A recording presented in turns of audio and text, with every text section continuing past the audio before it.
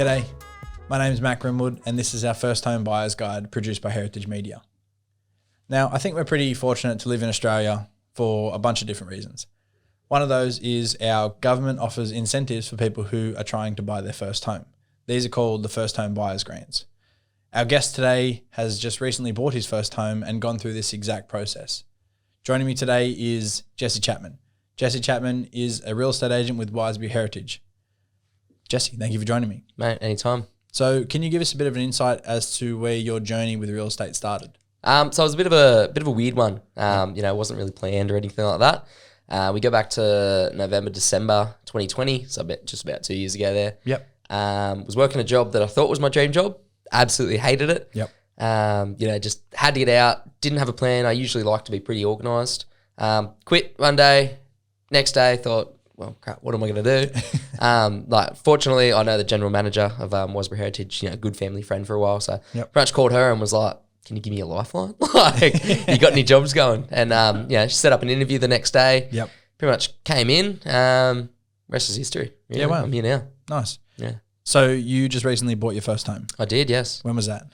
August 2021, last year. Right. Did you use the first home buyer's grant I did, yes. to buy your first home? Yep. Can you give us a bit of a rundown on what the first home buyer's grant is? Yeah, definitely. So I did use something a little different, but the first home buyer's grant, essentially it is like an offering from the government. They essentially give you $10,000 to go towards the purchase of a brand new home. Okay. So it can be brand new unit, townhouse, apartment, anything, as long as it's brand new built. Yep. The purchase price does go up to about $600,000. Yep. There's a cap on that. Yep. If you are, however, building your own home, you have to have like exchange contracts with the builder, your own block of land, stuff like that. Yep. Government will still give you that $10,000, to go towards everything, the deposits, etc., etc. That cap goes up to $750,000. Okay. So is that like the only kind of scheme there is, or is there different kinds of No, grants? So yeah, there is two other kind of schemes. Yep. These are the ones I used. Yep. So the first home buyer grant, it's a lot easier to say, I guess, than the other ones, Yep. and it's commonly referred to. Yep. However, there is two others. So one is the first home loan deposit scheme. Yep. And the other is the first home buyer's assistance scheme. Yep. Don't quote me on that, but they're Yep. pretty close.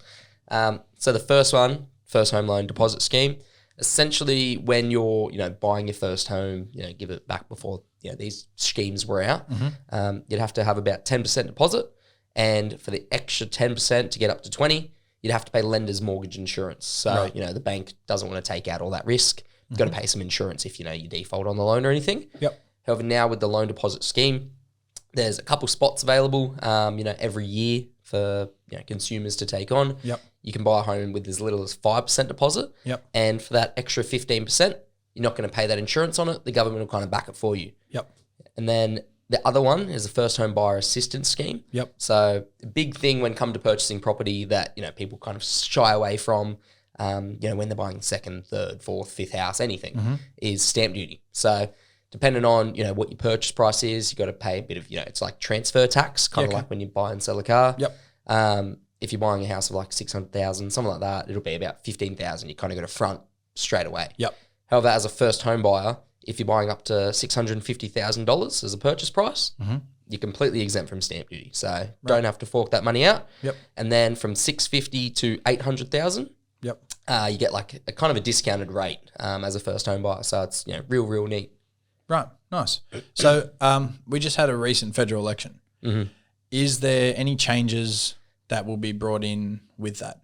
A little. Yep. So there's a couple things floating around in the wind. Maybe this is happening, maybe that's happening. Yep. The only real thing I'm pretty sure is fairly set in stone is for New South Wales. The new premier has kind of made a bit of a change. So I think it's January 2023. Yep. There'll be a bit of a choice. So instead of going through your first home loan like buyer assistance and getting exempt from stamp duty or getting a discounted rate, you can then choose now to pay like an annual tax instead. So where before you're getting like a discounted rate on that, say $20,000, $25,000, et cetera, instead of paying the discounted rate, you can now just completely choose to pay like an annual fee almost. Yep. So it's $400 plus I think it's 0.3% of the value of that property you've bought. Right. And you just pay that year after year. So it makes it a lot easier to actually get in the market.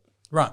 So when you're looking at first home buyers grants or schemes, how can you work out if you're eligible for that? Right. So there's pretty much just some base rules just to start with. Yep. Yeah. Firstly, got to be over 18. Yep. Got to be able to do things legally by yourself.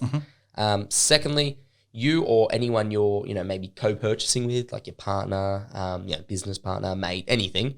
None of those people and yourself can ever be previously exempt from stamp duty or can never have bought a house before. So it really has to be that first purchase. And you've had no discounts prior. It's the first jump in. So does that change if you've got your parents involved? Does that change what you're eligible for if it's a guarantor sort of thing? I mean, if you guarantor, no, not at all. So you can still use the exact same, scheme, the exact same, first home buyer, first home loan deposit scheme to go along with. Because say if you go and guarantor, you might have absolutely 0% deposit, but then your parents go and guarantor for that first 5%. So they can go guarantor on that. You can do your own thing with all the schemes and you're completely okay. However, if you're like buying with a parent, kind of like I said before, if they've already bought a house, no chance, but they can go guarantor for you. Right. So looking at first home buyers grants and the whole process of buying a home, where does it come into play? Do you have to get it sorted at the very beginning, or is it something that it's like you've got to get everything else sorted and that's like one of the last things? Or it's kind of, you kind of can get it sorted maybe anywhere, but what you should really do is before you even, put a deposit down on a property and go into a cooling off period, probably have a good chat to your conveyancer, your solicitor about, I'm wanting to do this, because sometimes a vendor, the owner of a house you're buying might not want a 5% deposit. Right. And it kind of depends. A lot of the time when you're doing the grant, because the government's covering the extra 15, it doesn't really matter. However, because there's limited spots, it can be a little bit risky because, what if randomly one day 10,000 people get approved and you're that one person that doesn't, and there's no more spots left. So that can be a bit iffy. But generally what would happen is, if you're just doing it by yourself, you have a form that you can download on like newsouthwalesrevenue.com kind of thing. Fill that out with all your details, kind of like when you're opening a new bank account or something, a whole bunch of documents to come with it. You'll go into a cooling off period on a property, sometimes 5 days, sometimes 10 business days. As soon as that happens, give those forms to your solicitor and conveyancer. They'll kind of handle the rest. That's their job. Get everything sorted, get it put forward. And a lot of the time your bank as well, so the people are giving you the money, whether you're using just directly to a bank or using a mortgage broker, usually all that'll go to them as well, because then they'll have to apply it to the bank as well and shop around and get you something sorted. Right. So is there a better way to apply for a first home buyer's grant? Is it something you can do yourself, or is it something that you're better off sort of like outsourcing for? I'd say 100% better off outsourcing. Right. I mean, doing it yourself, just think about how hard it is, just maybe buying a house and all that stress and whatnot, just to start with. If you can just completely offload that thing, which you probably have no clue what's going on, it's just like, sweet, I get 5% deposit and I don't pay stamp duty. There's heaps more that goes into the back end. So easier, just, go into a mortgage broker first, letting them know what the situation is, letting your conveyancers know what the situation is, and just letting them handle it. They might just come back and be like, can you write your name on the front page? Done. Sweet. That's easy. I don't have to do anything else. Is there certain banks that you have to go to for this, or is it the sort of thing that like every bank's got it? Kind of half and half. So you technically, have to go to certain banks because, I mean, over in Australia, there's probably 50 to 100 different banks you can actually bank with on a day-to-day basis. But there's probably about 30 or 40 banks who actually only offer that scheme because there's only limited spots available. So every bank gets, a certain amount of spots to go with. Usually it's the big four that get the most amount, like your Commonwealths, NABs, ANZs, stuff like that. But 90% of the time, whoever you're banking with currently probably has it. So it's best just to either ask them, do a quick Google search, or ask your broker. So I'm looking at buying my first home. Right. Do I have to move into that home straight away, or can I buy it as an investment? If I buy it as an investment, will I still get that first home buyer's assistance? Half and half. Right. So technically, if you're buying your first home, yes, you can have it as an investment. The only thing is, if you are getting all these grants and schemes and assistances and et cetera, for the first 12 months of that home ownership, you do have to live in the property. And living in that property, you have to do it for at least 6 consecutive months. So technically, if you really wanted, you could be a renovator, something like that. You might be a young chippy, buy the house, live in it technically for 6 months, do a whole bunch of renos, do this, do that. Comes the end of the 6 months, rents it out. Completely fine. You're an investor now. Yep. Or you could do it the other way around, have an investor in it for 3 months. Maybe you're living in Melbourne, Queensland, and you've bought in a estate, but you're moving. Yep. You can buy it, have it rented out as a short-term rental for 3 months.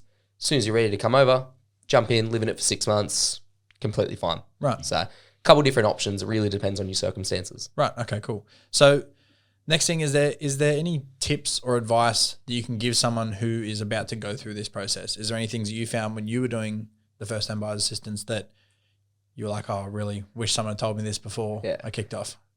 Kind of, and not really. Like, I guess I kind of, straight away I have, older sisters and my family to kind of back me up and be like, do this. And I was like, all right, I haven't done it before. I'll just follow what you're saying. And all the other real estate professionals in the office. So I was, kind of fortunate to be guided by them. So from my experience, I'd 100% say just firstly, maybe listen to people who have gone through it, stuff like that. Yep. Ask, maybe mum and dad, friends, etc. Get a bit of an idea of what's going on. Mm-hmm. Straight away, I would say go see a mortgage broker. Yep. 100%. I mean, you can directly go to the bank. Mm-hmm. And my best friend, he went directly to the bank, and it helps him because, well, he works for the bank, so it was kind of easy. Yep. But 100%, go to the mortgage broker, let them deal with it. That's their job. You know, if they're a professional, let them do what they're best at. Yep. Go to the conveyancer. Find someone who you can talk with. Pretty openly, be as transparent as possible. Get them to sort everything, and they'll pretty much say, "All right, give us a couple of weeks. Yep. We're going to need this from you. We're going to need this from you, and we'll tell you when you're ready to go shopping." They'll do all that. They, will come back. The mortgage broker might say, "Sweet, you're pre-approved. You got $650,000. Go buy a place. You got 3 months. Yep. Easy done. Right. You get the green tick and you go out. As soon as that's done, maybe have a little look on realestate.com. Maybe see what properties are up for sale, what properties are sold. Get a bit of a feel for what you want. A lot of people have it kind of in their mind already. Like, I want this. I want this. I need this area. I need this area. Yep. As soon as that's done, just call a real estate agent. If you like that property, give them a buzz, say, look, I want to have a look at it. And 99% of the time, we'll be like, all right, sweet. Well, what's your situation? What do you like? What do you want? Yep. You might, even if you're saying, I have no clue what I want, I'm just buying my first house. It's like, all right, how about I meet you at the property and I'll take you to 4 others that, are in your budget and we'll go from there. Yep. My job at the end of the day is to get someone into their house. I mean, I did it myself and it was pretty easy. I was literally just like, I know I work in the industry, but I was just like, sweet, go to the house. What do you need me to do? Yep. Et cetera, et cetera. Bought the house, done. Nice. And it's just be as open and transparent as possible and pretty much just jump in. Don't be too scared. Yep. No questions are dumb questions. Yeah. Just ask. It's our job every day to do it. Whereas someone buying a house, they no clue. So, ask. Yep. Awesome. Thank you very much for joining us on this. Anytime. Is there what's the best way for people to contact you? Look, give me a call 0478 090 460. Anytime, text me, call me. I've got Instagram as well, Jesse W Chapman. That's pretty easy. It's just my name.